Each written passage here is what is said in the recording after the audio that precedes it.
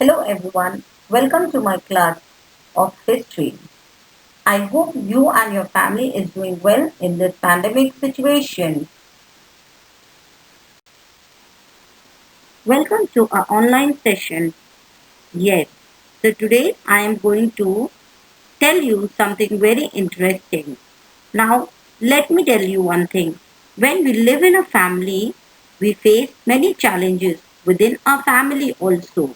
When we live with our family members like parents, brothers, sisters, and when we live in a joint family, there are many challenges. We have to adjust with many people, their lifestyle. Sometimes we do not agree with their thinking, so there are frictions. Due to the non-agreement, we have friction, we start fighting. And so to bring the togetherness of the family, the parents make lot of effort so that there is no fight and the family do not break. Same way, India is also a country where we live together. We would love to live together. There are different kind of states, different people with different language, different ethnicity, different culture. They live together. So there is bound to be a friction. And to maintain this peace and order and to keep the state together, the government is formed. The government takes a lot of responsibility and they face lot of challenges to keep the country together so that the country do not break. So now in today's chapter we are going to learn about these challenges which India faces. These are the internal challenges. There are many challenges the government is facing, India is facing. There are many internal challenges between the states that India is facing. Let us learn about them. What are the challenges? The unrest in Punjab. Akali Dal was the major political party in Punjab. In this resolution, they demanded that Chandigarh should be made part of Punjab. The Punjabi speaking parts in other states should be included in the state of Punjab. Recruitment of people from Punjab in the Indian Army should be increased and more autonomy. Autonomy means power should be given to the state of Punjab. Then when Akali Dal came into power in Punjab in 1977, they asked for a larger share of river water for Punjab, holy city, status for Amritsar, etc., along with their old demands.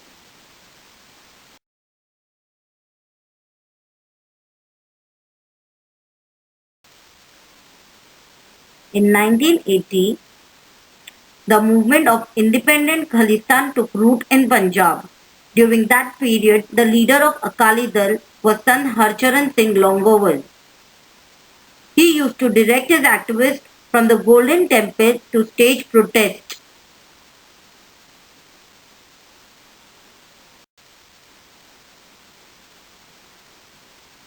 On the other side of the Golden Temple, the armed followers started gathering around the staunch Khalistan supporter Sant Jarnail Singh Bhindranwale. During that period, terrorist activities had begun. Bhindranwale was arrested in 1981.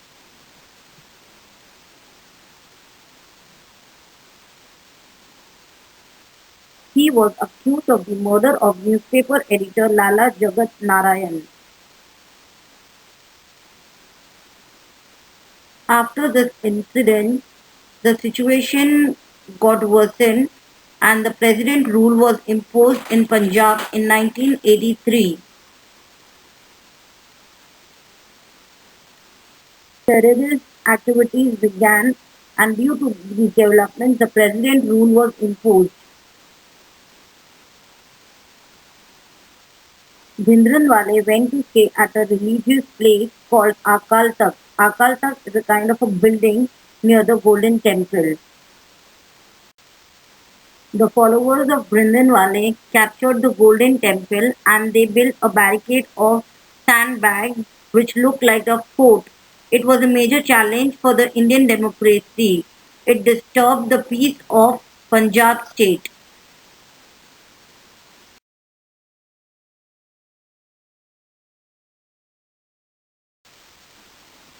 The main task of removing the terrorists out of the Golden Temple was entrusted and given to Major General Kuldeep Singh Brar. The Operation Blue Star started on 3rd June 1984 and it ended on 6th June. The operation ended with the death of Bringanwale and other terrorists. In 1986, an operation had to be conducted against the terrorists in the Golden Temple once more, and it was called Operation Black Thunder. After this action was taken, the process of establishment of peace in Punjab picked up momentum. Do you know a military expedition taken up with a particular objective is called an operation? Operation Blue Star was an operation undertaken to evict the terrorists hiding in the Golden Temple.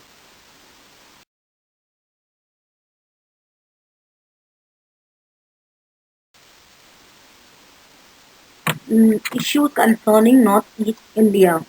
Northeast India consisted of 8 states like Assam, Arunachal Pradesh, Manipur, Meghalaya, Mizoram, Nagaland, Sikkim and Tripura. International borders of India touch these states to varying extents.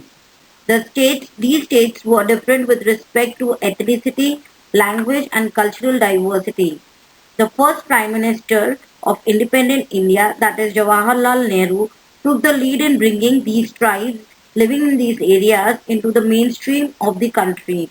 In 1954, he formed the Northeast Frontier Agency (NEFA) area, comprising of the territories on the Sino-Indian border and the tribal areas towards the north of Assam.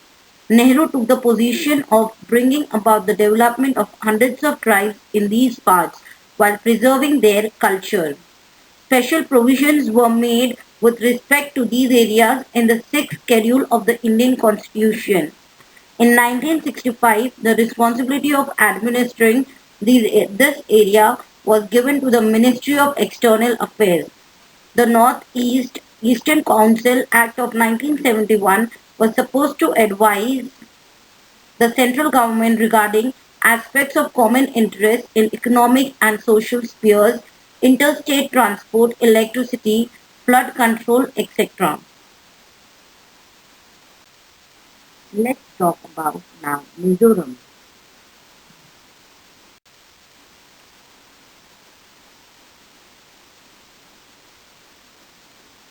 Mizoram, when India became independent, the government gave administrative autonomy to the district of Mizo majority areas of the Lushai Hills.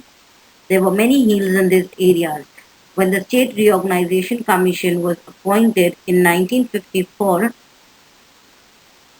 what is States Reorganization Commission? In 1947, when India got independence, the country was divided into three parts. First was India, second was Pakistan, and the third was princely states. So, to the princely states, the Britishers gave them the authority to choose the country wherever they want to go. They got the independence. They got the freedom to live. And then there was the question of how to divide the different states.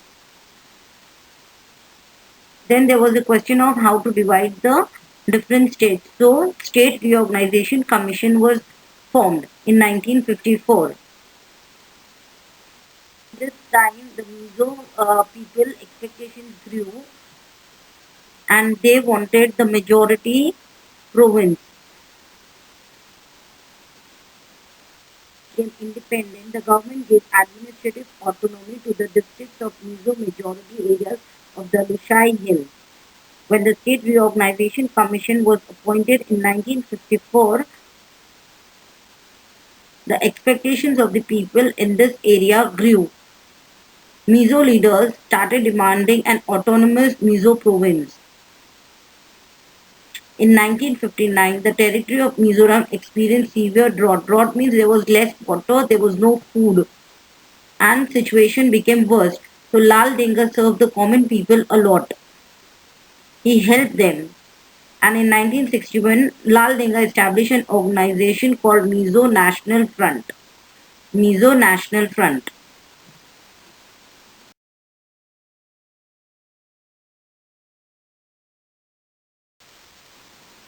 In 1961, Lal Denga established an organization called Mizo National Front (MNF).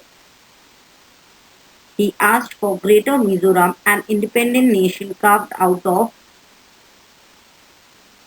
Tripura, Manipur, Mizo majority areas from the Lushai Hills.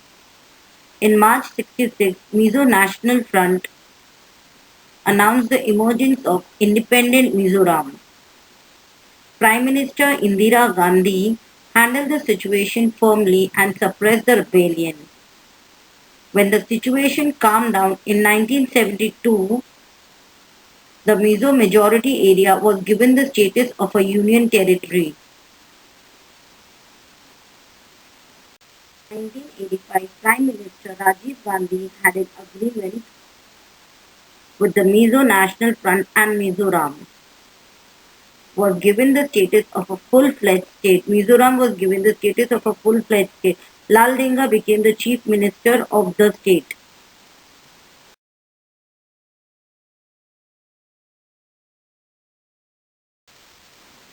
Naga tribe in northeast India is known as the Martial tribe. The Naga tribe had settled in eastern Himalayas, the Naga Hills, border areas of Assam and Myanmar. In 1946, some educated Naga youth established an organization called Naga National Council, that is NNC. Later, they made a demand for an independent state of Nagaland. They were led by Angami Zapu Fizo. In 1954, the Naga National Council announced the establishment of an independent federation of Nagaland. In 1955, skirmishes happened between local Nagas and the soldiers of the Assam Rifles, and the military action was taken to suppress the skirmishes. Several rounds of discussion took place between the central government and the Naga National Council. Central government decided to give the Naga majority territory the status of a union territory. Nagaland was made a full-fledged state on 1st December 1963 by putting together the Naga majority territory and part of Tuinsing.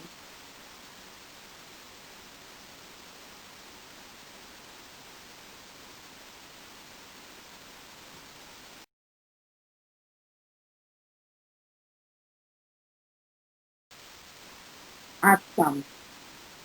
In 1983, there was an intense agitation staged by A11 Assam Students Union and Assam Gana Sangram Parishad over the question of the dominance in Assam of Bengali migrants. In 1985, Prime Minister Rajiv Gandhi, Central Home Minister Shankar Rao Chauhan, and Assamese leader Prafulla Kumar Mohanty signed an accord, and Assamese leader Prafulla Kumar. It was decided to send the Bangladeshi citizens who had infiltrated in Assam back to their original places. In 1986, elections were held for Assam Legislative Assembly, and Prafulla Kumar Mohanty of the Assam Gana Parishad became the new chief minister. Due to this democratic process, it became possible to establish peace in Assam. It became possible to establish peace in Assam.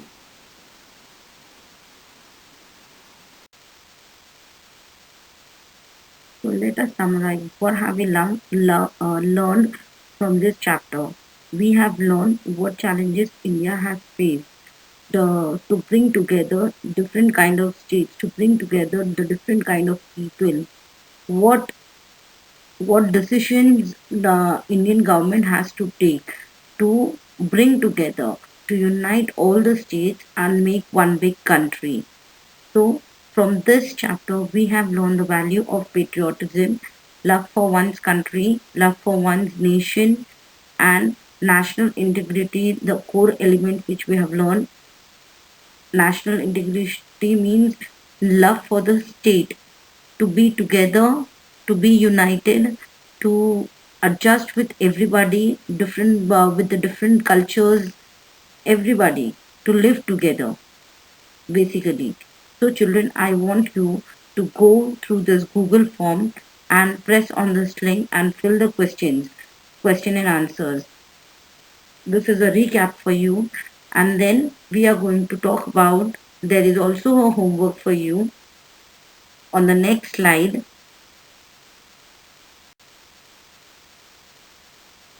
So, children, you are going to write the full form of MNF, NNC, and NEFA. Your homework for today is you have to make a chart of different states or union territories and their capital. Thank you for joining me and being with me. Thank you so much. We'll end our session on this note. Have a safe, stay safe, be safe.